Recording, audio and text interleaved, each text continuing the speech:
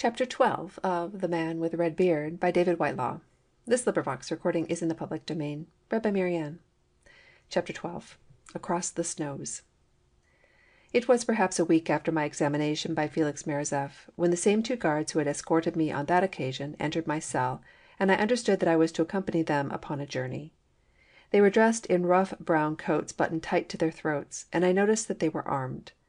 To my great joy, and it was this which suggested the journey, they carried with them the fur coat I had left at the flat. This, together with a cap several sizes too big for me of moth-eating sealskin, I put on in obedience to their gestures. Of the Baron I saw nothing as I waited in the contura, or prison office, while a big bearded man, to whom I seemed of no interest whatever, handed over to my escort a few official-looking papers. The words which accompanied these were spoken so low that I could catch nothing of their import. We entered a roomy sleigh which was drawn up in the great courtyard of the prison, and drove out through a large wooden gateway into the outer court, a wide space, continually patrolled, lying between the prison proper and the outside wall. The bolts were shot back in at another gate, and we passed through, the doors clanged behind us, and we were in the streets of Moscow.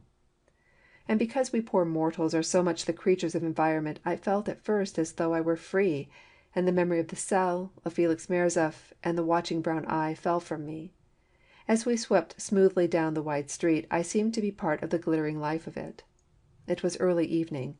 The daylight had not yet quite gone out of the sky, and Moscow looked like a fairy city of blue shadow and silver, in which little lights were gleaming out of café and restaurant.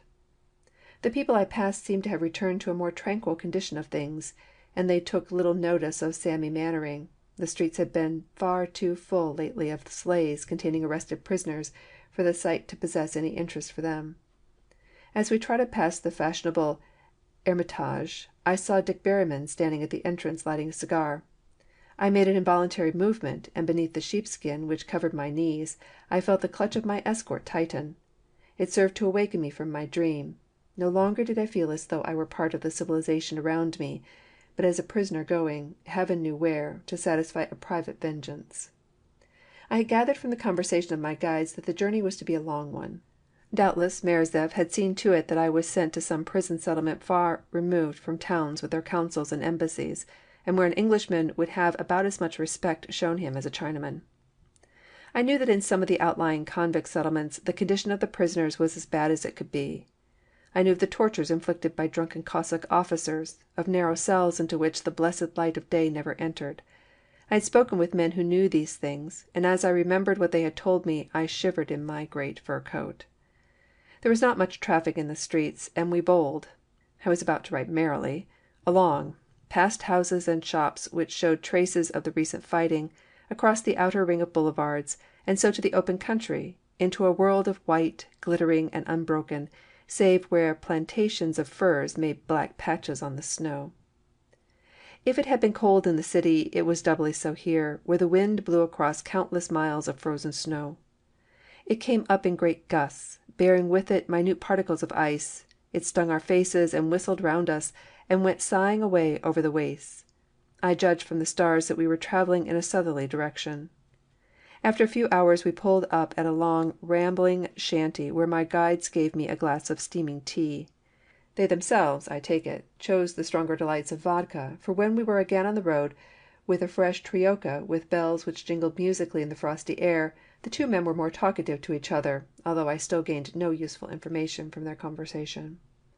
I must have fallen into some kind of sleep, for I was awakened by being hauled from the sleigh before a square thatched cottage. In the yellow glare of the open doorway I saw the silhouetted form of a peasant woman, and behind her 2 or 3 children gaping wide-eyed at my soldier guides. The interior, when my eyes grew accustomed to the light, was simple in the extreme. A partition ran down the entire length of the house, cutting it into 2 rooms. In one the family apparently lived, slept, and ate. The other, and somewhat larger room, was littered with dried grass and straw, and contained an emaciating-looking cow and a couple of pigs. A big stove projected on either side of the partition, thereby giving warmth to man and beast alike. I sometimes think my guides were rather decent fellows at heart. They could easily have turned the entire establishment inside out to suit them, but they contented themselves with the animals' quarters, in which odorous sleeping chamber I also passed the night. After all, it was warm, and I, for one, slept soundly. I wondered what had been done with the horses, but as the next morning they seemed refreshed, I can only surmise that some neighbor had taken them in.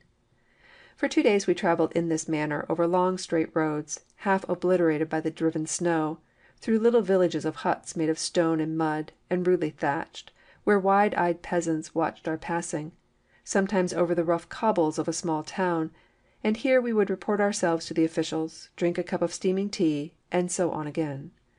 Twice I saw distinct traces of the peasantry having risen, a mansion lying back from the road, roofless and blackened, telegraph poles down, with their wires lying tangled and broken by the roadside.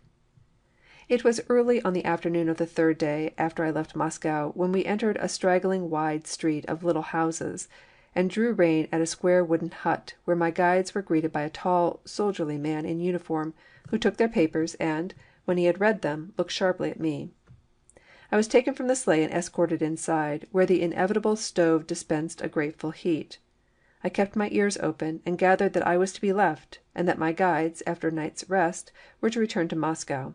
There seemed to be a great deal of formality to be gone through. Doubtless they were taking a receipt for my person. An hour passed, then I was put into another vehicle, not a sleigh this time, but a lumbering, springless cart, and was driven up the street and out of the village. For perhaps a mile we jolted on, before we came to a big low building, the cell windows of which denoted its character. A stout palisade of heavy timber comprised the outer wall, and through a gap in this we entered the courtyard. End of chapter 12.